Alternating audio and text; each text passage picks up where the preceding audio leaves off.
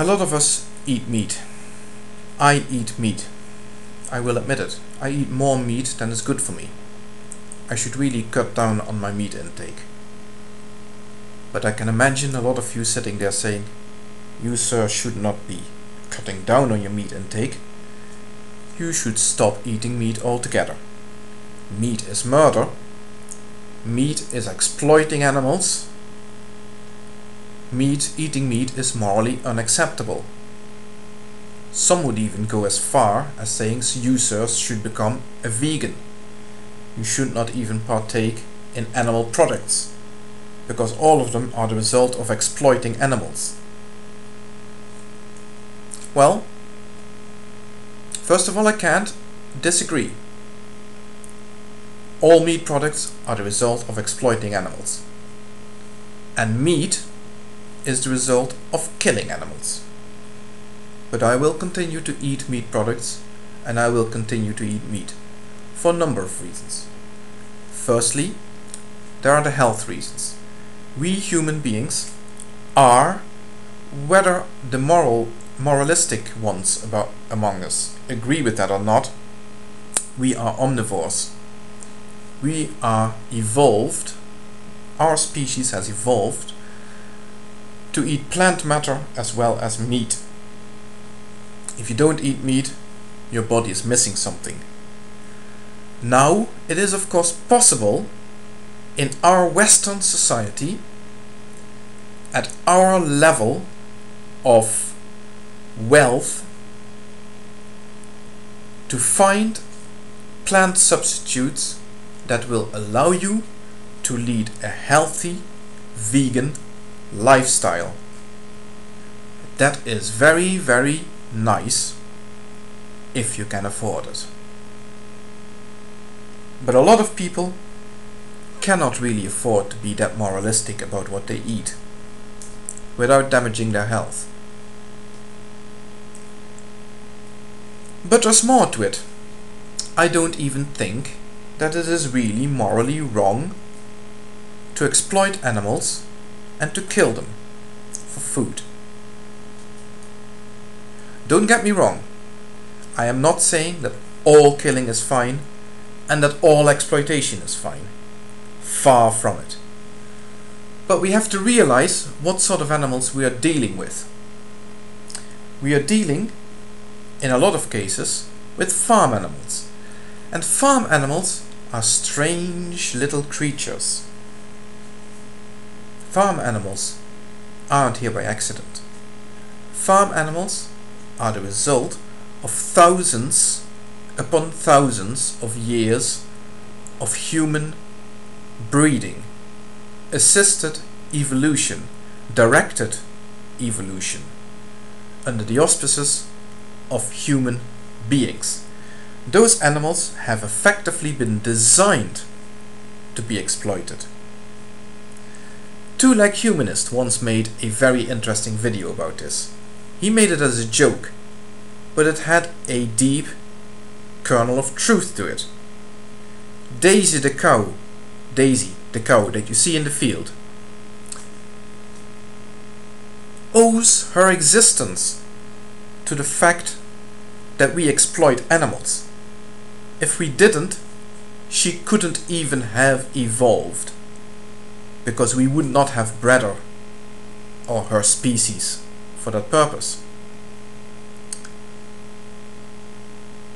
So that makes the whole moral issue quite muddy.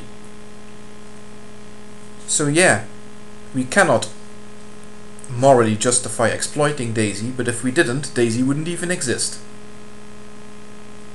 So maybe we can justify it, and I think we can. We can justify certain forms of exploitation. The exploitation of Daisy for milk, for example, to produce milk.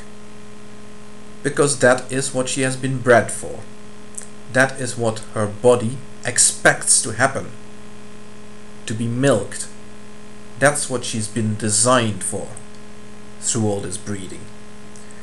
If you don't milk Daisy, she will actually become unwell. The same goes for chickens and other animals. They have been bred to be exploited. Does that mean all sorts of exploitation is right? No, of course not. If we start exploiting animals to the point where we inflict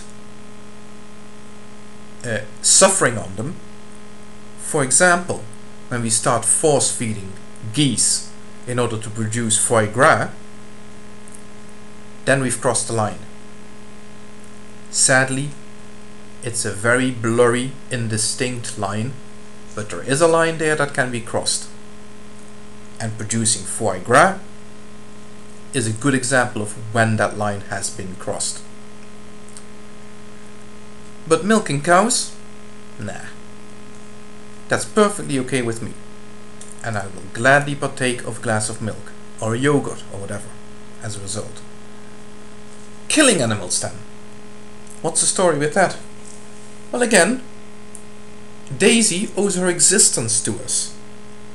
Without us, she wouldn't even be here to enjoy life. And now that she's here, well, guess what? Daisy will one day die. So she owes her existence to us, and she will already die. So what difference really does it make if we kill her? Daisy is not a human being, remember that. Daisy would not be aware of her own mortality. She isn't frightened by the prospect of death like human beings are. So if we can somehow spring death on Daisy as a surprise, so that happens to her without her even realizing what's going on, then we will have done Daisy no disservice. And I'm deadly serious about that, because Daisy will only ever experience what it's like to be alive. So what do we then owe Daisy for, first of all, creating her and then killing her?